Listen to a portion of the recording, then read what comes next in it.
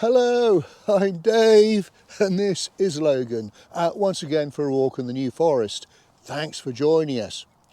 Now today we're at Bolderwood Deer Sanctuary and we're going to be walking a roughly 4.5 mile-ish route south through woodland and along the Bolderwood Ornamental Drive, and hopefully we're going to see some interesting things along the way. Now I'm filming right at the end of November. It is, well, the sun is out, but it's a bitterly cold day at the moment, so we're well wrapped up. But hopefully we're going to see some terrific autumnal colours. Should be perfect for walking. Do come along with us. Well, I've parked my car at the Forestry England car park at Bolderwood. It can get quite busy here, particularly during the summer, very popular with tourists. We should be okay today. Anyway, we need to kick on to keep warm, and we're initially going to head southwards.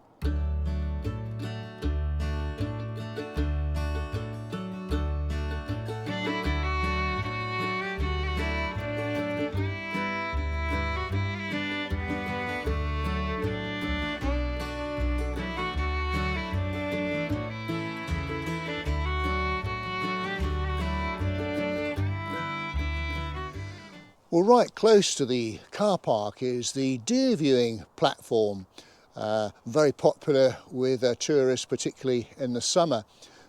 No one here at the moment, so let's have a little look.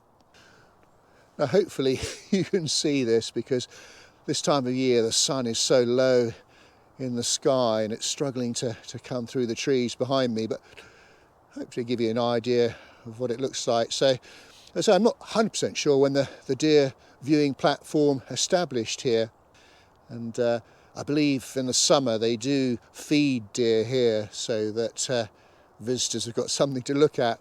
But there are some information boards telling you all about the different species of deer that you can get in the forest, but I think it tends to be just fallow deer around this neck of the woods.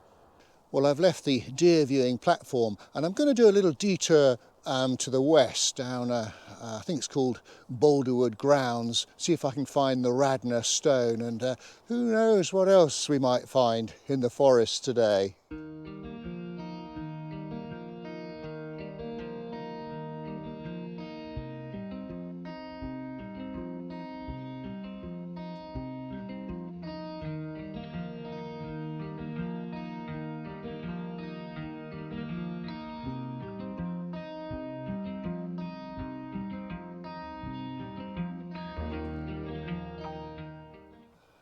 Now, this here is the Radnor Stone, and it commemorates William Pradle Bouverie, I think that's how you pronounce his name, the 7th Earl of Radnor.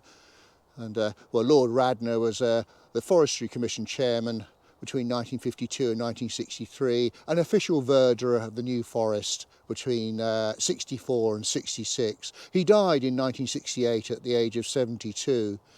But the Forestry Commission erected the memorial here in 1970, and it was designed and produced by a chap called Ray Hoare and his family firm W.A. Hoare Limited of Bournemouth.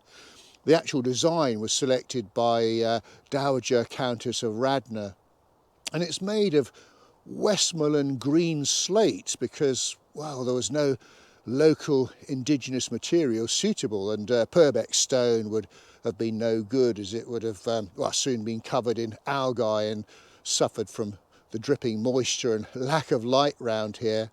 But apparently they had problems with the carving. The surface presented a problem for the letter cutter, particularly with the V cut, so that's why the lettering looks a bit unusual.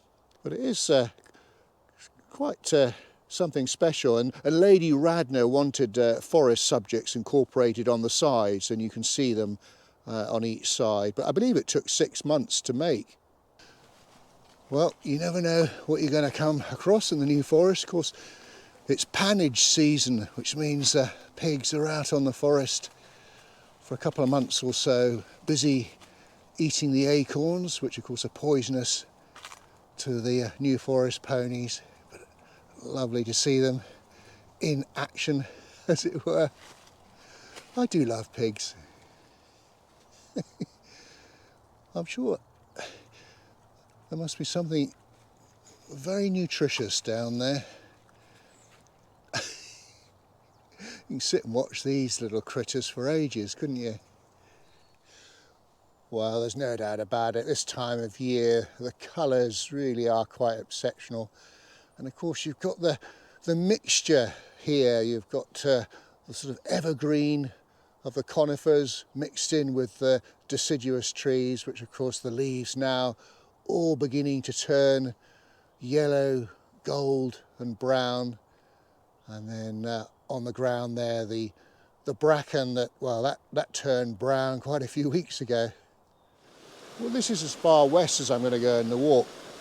One of my favourite parts of this area.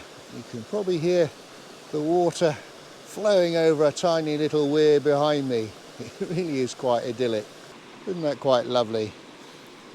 And it's a stream, well, it starts off its life as Bratley Water. Its source is at Autumnal Plain to the north, and then it becomes the Blackensford Brook, the Black Water, then Fletcher's Water, and it eventually joins the Highland Water just before Bolderwood Bridge, which is near Brockenhurst. And from then on it becomes the Lymington River and flows out to sea at Lymington.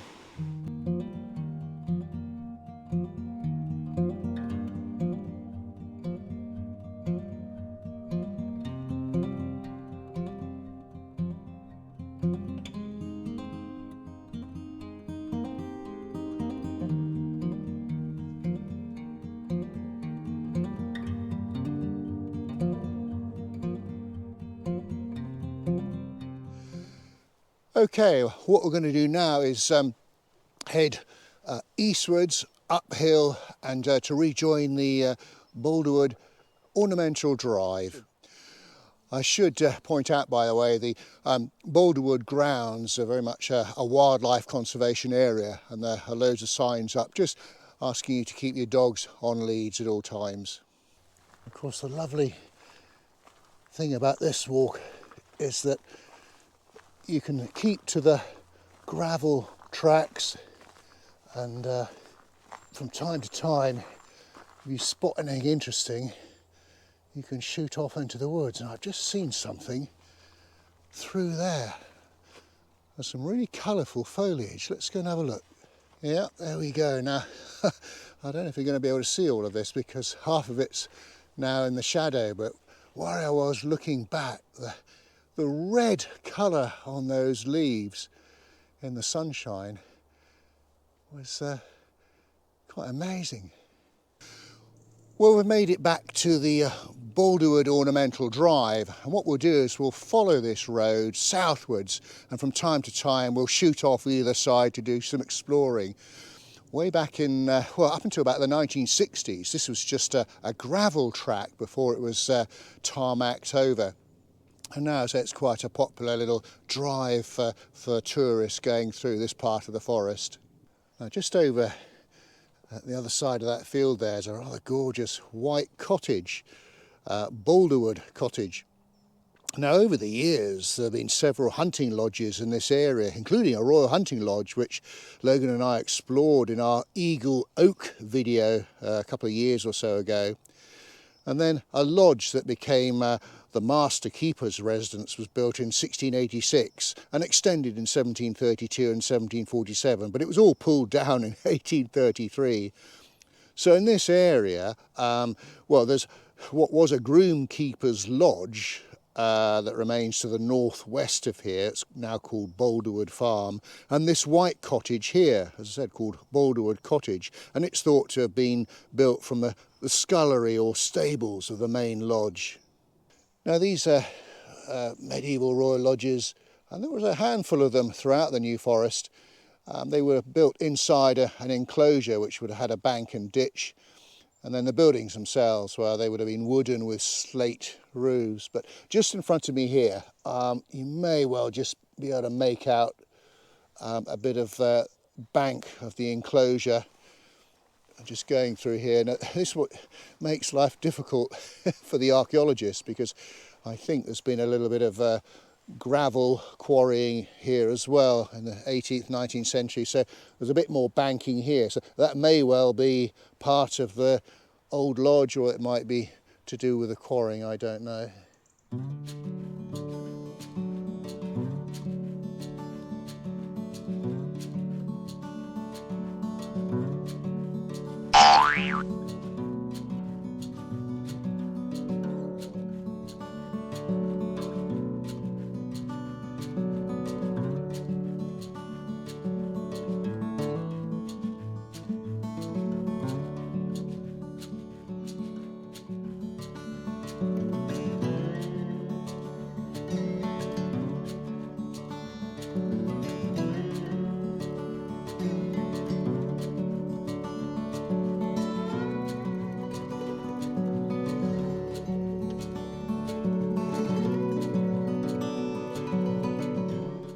A little detour onto the eastern side of the drive. I'm in Mark Ash Wood.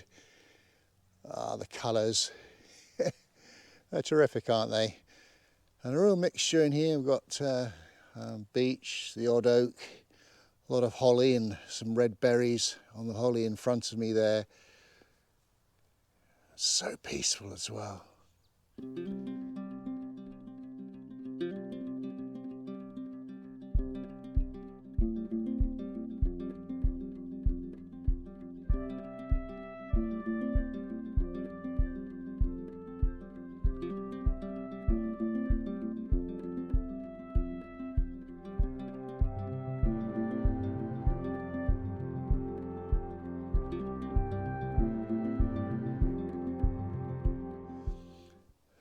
What a terrific beech tree that is. I don't know if it's one tree or two fused together. It's quite magnificent either way. And I don't know if you can see, look, about halfway up where the branches, a couple of sort of intertwined as if they're holding hands. Goodness me. I love some of the shapes I'm coming across during this walk. Look at this beech tree here. Almost, I don't think they're burrs, but certainly unusual shapes on the side, almost like a buttress holding it up. Extraordinary. Well, you know, just even walking down the Ornamental Drive, you get some terrific scenery either side. Of course, this time of year, with the sun being so low, you get some great shadows, and that mixed with the beautiful colours really makes it quite magical. Well, this is as far south as I'm going to go down the Ornamental Drive, a place called Wooson's Car Park, Forestry England car park. Before we start heading back though, a couple of things I want to explore on the eastern side. Now, we have had a lot of rain recently, so I'm not sure how boggy the ground is, so we may well have to abort, but let's see how we get on. Well, folks, as I thought might be the case, the land out here is just a little bit too boggy. It's in a bit of a dip, and as I say, we have had a lot of rain recently, and it's just not worth the risk. But let me tell you about something that's probably about 30 yards beyond in that direction. If you look at an 1898 map, and indeed a 1961 map, you'll see what looks like a dead straight line of stream, which is very unusual. It firstly heads east and then south, where it becomes a windy stream again. I think it's called the Warwick Slade Cutting. Eventually joins up with the Highland Water, but it was a cutting or ditch made in 1850, basically to drain the area, but that meant with a deep cutting here, there was no seasonal flooding to enrich the grassland and woodland habitats. And in 2009, authorities filled it in and reinstated, as near as they could, an original meandering stream, basically designed to flood as it would have done before 1850. But for some reason, as far as I can see, they didn't sort out this part of the straight ditch. As far as I can see, I can't actually get close enough to see whether it is still straight, but certainly a current Ordnance Survey map suggests that it is still straight.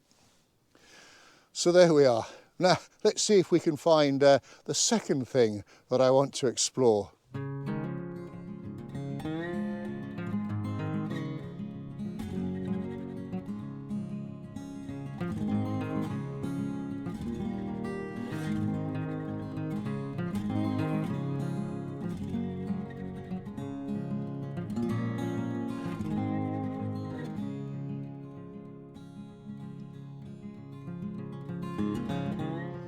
Well, of course, this time of year the forest floor is completely covered in various fungi.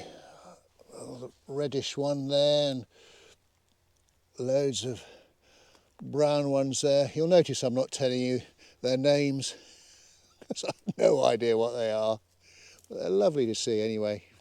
Well, the second thing I'm going to see if I can find is the remains of the Queen Beech, which was the third largest beech in the New Forest before it met its demise. So I do know that it has fallen down, so it might be a bit of a challenge. But while I'm looking for it, look at this I've just found behind me here. Obviously another dying tree, but look at the fungi that's growing on it. I think that's bracket, isn't it? And they're almost like stacked up on top of each other, as well as, look, the ones up on the further up as well. I always find it fascinating to look at. Well, I think I've found what remains of the Queen's Beech. The light's beginning to go and the sun's beginning to set, so we haven't got much time left. As I say, it appears on an 1898 map, and it was the third largest beech tree in the New Forest with a girth of 7.36 metres. It compares with the Knowles beech, which is very much still alive, and we have seen that one on our Acres Down walk. That had a girth of, or has a girth of 7.5 metres. But say the Queen's Beech, I know it had fallen naturally because I'd seen a photograph of it a few years ago. So I think this is it. Put it this way, I'm going to claim it as being it. It's so sad to see, but obviously they only last for so long. But look at this, a little display of fungi living off the decaying wood of one of the branches. Well, you know, I was just thinking to myself, I hadn't seen any New Forest ponies. So we better put that right now. A couple here. Both got their winter coats now, so they should be nice and cosy for the months ahead. Well, we're very much on the homeward leg now. We're just going to follow the Ornamental Drive back uphill to Bolderwood car park and the car.